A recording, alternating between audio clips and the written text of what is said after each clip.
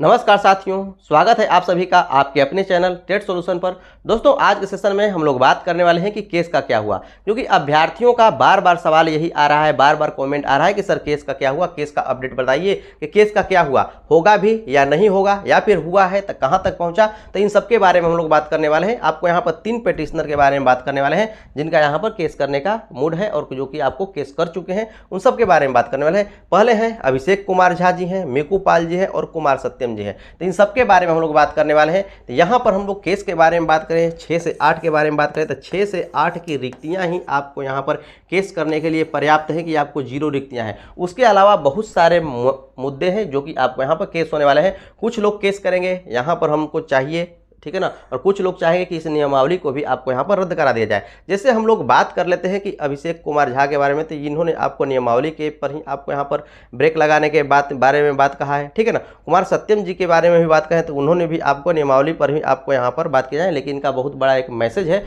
उसे भी आपको सुनना जरूरी है। तो अंत तक आप जरूर बने रहिएगा, क्योंकि आप उनका साथ देंगे तभी आपको होने वाला है। तो क्या बात है, इस सब के बारे में हम लोग बात करने वाले हैं। जैसा कि आप दोस्तों जानते ही हैं कि यहाँ पर आपको बहाली होने वाली थी, 3.5 लाख की बहाली होने वाली थी, और ये आपको अंततः जा करके आकर के यहाँ पर रुक गई 1,70,641 शायद है, ठीक है ना, इतनी पर आकर रुक गई। इससे पहले भी आपको 1,78,000 के करीब में था आपको यहाँ पर रिक्तियाँ। हर पायदान पर जब ये रिक्तियां जहां से थोड़ा सा उठ करके आगे बढ़ती है तो रिक्तियां कोई ना कोई खा जाता है, वो खा जाता है और आगे वाले को रिक्तियां उससे कम देता है। अब यहाँ पर जब बीपीएससी तक आपको पहुंची रिक्तियां तो आपको 1,70,641 आपको रिक्तियां आकर के रह गई और डेली की डेली घट रही हैं। और ये भी आपको ये बात लग रही है कि ये 1,70,641 रिक्तियां जो है ये आपके लिए सिर्फ है, अर्थात जो फ्रेशर कैंडिडेट के लिए है। तो ये भी आप गलत हैं, क्योंकि यहाँ पर बीपीएससी अध्यक्ष अतुल कुमार के बारे में, अतुल प्रसाद के बारे में हम लोग बात करें तो उन्होंने सीधा सीधा कहा कि यहाँ पर 1,70,000 पर 7 लाख अभ्यर्थी आने वाले हैं, लगभग 7 लाख अभ्यर्थी आपके आने वाले हैं। तो 7 लाख अभ्यर्थी आप पूरे कहा, क्या फ्रेशर कैंडिडेट 7 लाख हैं? नहीं है, नियोजित को मिलाने के बाद भी आपको आने वाले हैं, अर्थात इसी सीट पर इन्हें भी आपको लड़ना है।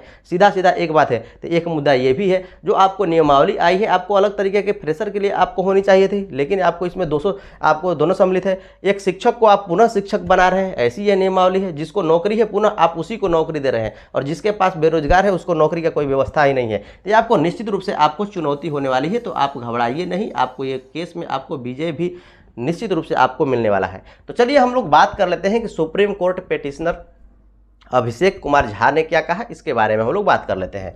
तो इनका सीधा सीधा आपका क्या कहना है। इन्होंने कहा है कि सीटेट बीटेट एस्टेट 2019 जो कि आपको मेरिट अभ्यर्थियों के लिए सूचना है, ठीक है ना, सूचना दिए हैं, और कहा कि सुप्रीम कोर्ट पेटिशनर के लिए इसी बुधवार, ठीक है ना, आपको यहाँ पर सुप्रीम कोर्ट पेटिशनर कहने का अर्थ है कि सुप्रीम कोर्ट में आप पेटिशन देंगे तो कोई एक व्यक्ति तो आपको देगा नहीं, संगठन आपको यहाँ पर देगा पेटिशन, और उसके लिए आपको बहुत सारे व्यक्ति की आवश्यकता है जो कि योग्य हैं। योग्य कहने का अर्थ है कि रुपये पैसे में। यहाँ पर हम लोग बात कर लेते हैं तो यहाँ की 90% जनता तो आपको यहाँ पर गरीबी है, तो उसी अनुसार जो अभ्यर्थी भी आपको गरीब है। 10% ही ऐसे हैं जो कि अफोर्ड कर सकते हैं। और किसी एक के बारे में बात की जाए कि एक इस पेटिशन को डाल करके इस पर आपको केस लड़े, तो यहाँ पर मुश्किल है। सुप्रीम कोर्ट के बारे में बात करें तो वहाँ का फी तो आप जानते हैं कि काफ़ी आपको हाई होने वाला है। तो यहाँ पर इसके लिए आपको फी अधिक चाहिए, उसके लिए आपको लोग चाहिए, तो लोग चाहिए अर्थात 10 आपको एक्टिव लोग चाहिए, 10% एक्टिव लोग चाहिए। उसके अलावा 90% है, इनको भी आपको उनका साथ देना चाहिए। जितने में है उतने में ही इनका साथ देना चाहिए, इनका सीधा सीधा ये कहना था।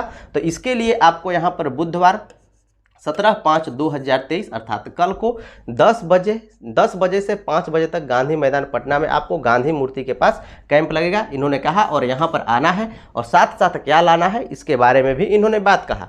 क्या लाना है, तो यहाँ पर आपको अकेले नहीं जाना है, वहाँ पर आपको अकेला यह काम संभव नहीं है। कहने का अर्थ है कि जो आपको यहाँ पेटिशन डाले के बारे में बात कही गई है, और यहाँ पर सुप्रीम कोर्ट के थ्रू आपको केस लड़ने के बारे में बात कही गई है, तो ये अकेला तो संभव नहीं है, आप भी जानते हैं और सब जानते हैं, ठीक है ना। तो आप भी साथ जरूर दीजिएगा। अतः आपको सम्मिलित रूप से आपको यहाँ पर पेटिशनर बनना पड़ेगा, ठीक है ना।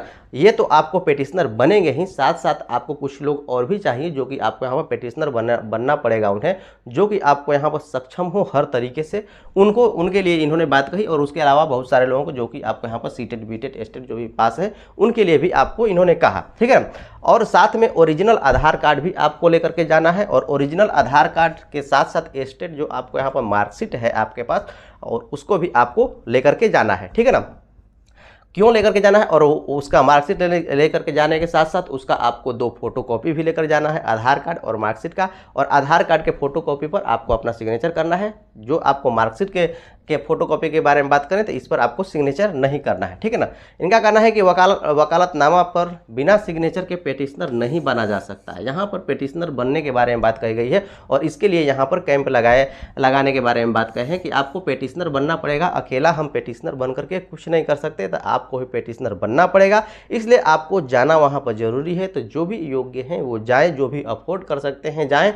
और ये 90% लोग जो अफोर्ड नहीं कर सकते, तो जितना इनसे अफोर्ड किया जा सके उनका आप जरूर समर्थन करें और मदद करें, जितने से हो सके उतना सही। क्योंकि यहाँ पर संख्या के बारे में बात करते हैं, 1-2 की संख्या में तो आप हैं नहीं ना, आप लाखों की संख्या में है। तो थोड़ा थोड़ा अमाउंट भी आप यहाँ पर उनका सहयोग कर पाएंगे, जो कर सकते हैं उनके बारे में हम बात कर रहे हैं। तो बहुत सारा हो जाने वाला है और आपको यहाँ पर केस अच्छी तरह से लड़ा जा सकता है।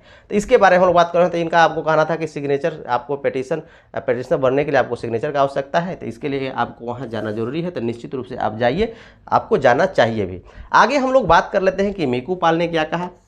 मीकू पाल ने क्या कहा, इन्होंने भी आपको यहाँ पर केस करने के बारे में बात कही है हाई कोर्ट में, ठीक है ना, पटना हाई कोर्ट में। इन्होंने आपको सुप्रीम कोर्ट के बारे में बात कहा है, तो इन्होंने आपको पटना हाई कोर्ट के बारे में बात कहा है। लेकिन इन्होंने कहा है कि इनका जो आपको कहना है कि नोटिफिकेशन के बाद केस होगा। जो आपको केस होने वाला है इनके अनुसार से नोटिफिकेशन के बाद आपको केस होगा। क्योंकि यहाँ पर हम लोग बात करें तो रितिका रानी ने कहा था कि जो नोटिफिकेशन के बाद ही आपको क्लियर हो पाएगा कि वास्तव में 6 से 8 में रिक्तियाँ कितनी है, 6 से 8 में क्या 0 रिक्तियाँ हैं। इनका सीधा सीधा ये कहना है कि हमको 6 से 8 में चाहिए थी, जो कि आपको यहाँ पर 0 है। यदि ये मिल जाता तो हम लोग केस नहीं करते, ठीक है ना। इनका ये कहना था कि 6 से 8 में आपको रिक्तियाँ मिल जाती तो हम लोग निश्चित रूप से केस नहीं करते, हम लोग इसी में मतलब रह लेते, सह लेते। लेकिन यहाँ पर जो आपको रिक्तियाँ हैं यही आपको 0 है। तो इनका जो मेन मुद्दा है 6 से 8 का मुद्दा है। अब आगे इसमें क्या करते हैं और यहाँ पर क्या बात करते हैं तो वो तो बात अलग है, लेकिन यहाँ पर मेन मुद्दा है कि 6 से 8 में 0 रिक्तियाँ हैं। इसके लिए आपको यहाँ पर केस करने की बात है कि यहाँ पर 0 रिक्तियाँ कैसे हैं। हर आपको इससे पहले जो यहाँ पर वैकेंसी के बारे में बात की जाए, आपको रिक्तियों के बारे में बात की जाए तो आपको काफ़ी अधिक थी, और या करके अभी जब ज्वाइनिंग के समय आपको 0 रिक्तियाँ कैसे हो गई, तो इसके बारे में इनका कहना था। लेकिन नोटिफिकेशन का इंतजार, और भी यहाँ पे कह रहे हैं कि जब यदि हम नोटिफिकेशन का इंतजार करते हैं तो उस समय आपको हाई कोर्ट में आपको यहाँ पर गर्मियों का अवकाश हो जाएगा, जो कि आपको 22/5/2023 से आपको होने वाला है। लगभग आपको यहाँ पर 26-27 दिन आपको अवकाश होने वाला है। तो उस स्थिति में आपका क्या होगा इसके बारे में, ठीक है ना।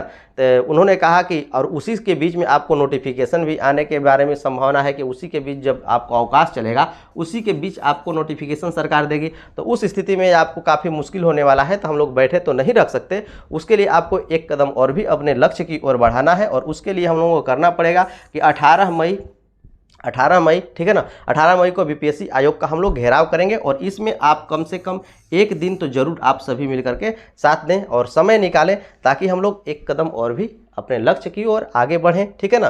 तो इसके लिए इनका भी कहना दोस्तों काफ़ी जायज़ है, तो आप ज़रूर इनका साथ दीजिए और ज़रूर आप जाइए, ठीक है ना। आपको यहाँ पर जाना कब है तो 18 मई, ठीक है ना।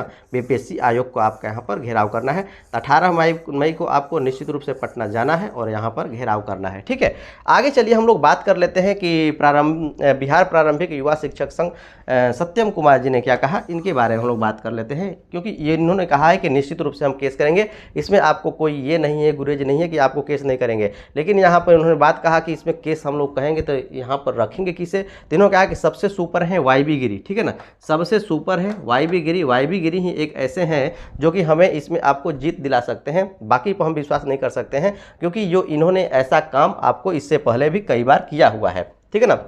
इन्होंने कहा सीधा सीधा कि केस निश्चित करेंगे, लेकिन साथ चाहिए, आपका जो है साथ चाहिए, क्योंकि आपके साथ के बिना ये संभव नहीं है। आप जब ले साथ नहीं देंगे तब तक ये आपको संभव नहीं है। साथ कहने का अर्थ है कि अकेला चना भाड़ नहीं फोड़ सकता है, अर्थात यहाँ पर कहने का अर्थ यह है कि अकेले व्यक्ति यहाँ पर कुछ भी कर नहीं सकता है। कहने का अर्थ यहाँ पर समझिए कि यहाँ पर इसमें आपको पैसा लगने वाला है। वाईबी गिरी हैं जो आपको काफ़ी महंगे हैं, ठीक है ना, और इनका फी अफोर्ड कर पाना सबके बस की बात नहीं है। यहाँ पर एक संगठन का काम है, और यहाँ पर आप जानते हैं कि जब भी ऐसे केस होते हैं तो आपको पेटिशनर बनना पड़ता है। बहुत सारे लोग पेटिशन देते हैं और समर्थन में होते हैं, और ये आपको कोई संघ ही कर पाता है, ठीक है ना। तो इसलिए ये आपको इसी संघ के माध्यम से, ठीक है ना, यहाँ पर बिहार प्रारंभिक युवा शिक्षक संघ के माध्यम से आप सभी को पेटिशनर बनाया जाएगा, और उसके थ्रू आपको यहाँ पर हाई कोर्ट में केस चलेगी और अपनी मांग को मांगा जाएगा। ठीक है, आगे इसमें कहा कि उनकी फीस, जो कि मैंने आपको बताया कि उनकी फीस आपको बहुत अधिक है, जो कि आपको, और यही एक ऐसे व्यक्ति हैं जो कि इस केस को जिता सकते हैं और सरकार और बीपीएससी को दोनों आपको यहाँ पर दोनों को संभाल सकते हैं। संभाल सकते कहने का अर्थ है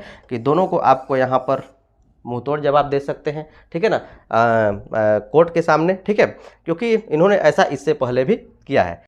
और दोस्तों मैं बता दूं कि भारत के अनेक राज्यों में अनेक नियमावली को चैलेंज किया गया है और उसे रद्द किया गया है। ऐसा भी आपको नियमावली आया है कि आपको नौकरी मिलने वाली थी, आपको उसको रद्द कर दिया गया है। तो इससे आप नहीं घबराइए, ये भी नियमावली आपको निश्चित रूप से रद्द होने वाली है, क्योंकि आपको इसमें बहुत सारी कमियां हैं। ठीक है ना, तो आप घबराइए नहीं, ये नियमावली आपको निश्चित रूप से रद्द ही होने वाली है, क्योंकि इसमें निश्चित रूप से आपको दिख ही रहा है कि कमियाँ हैं। तो अब आपको कुछ नहीं करना है, आपको इस नियमावली में जितनी भी आपको कमियाँ दिख रही हैं और समझ में आ रही हैं उनको आप जरूर कॉमेंट कीजिएगा, ताकि उसे चैलेंज करने में मदद मिल सके, कहां कहां चैलेंज किया सकता है। क्योंकि किसी भी चीज़ को सबको देखने का नज़रिया अलग अलग होता है, सब कोई ना कोई अलग अलग कमी कुछ किसी न किसी चीज़ में निकालता है। तो आप अपना कमेंट जरूर कीजिएगा और अपने नज़रिए से जो आपको नियमावली में जहां भी जो भी कमी है उसे आप जरूर कीजिएगा, ताकि यहाँ पर उसके बारे में भी चर्चा किया जा सके और उसके बारे में मोटा केस बनाया जा सके, और अर्थात तगड़ा केस उसके बारे में बनाया सके और उसके बारे में डिटेल निकाला जा सके।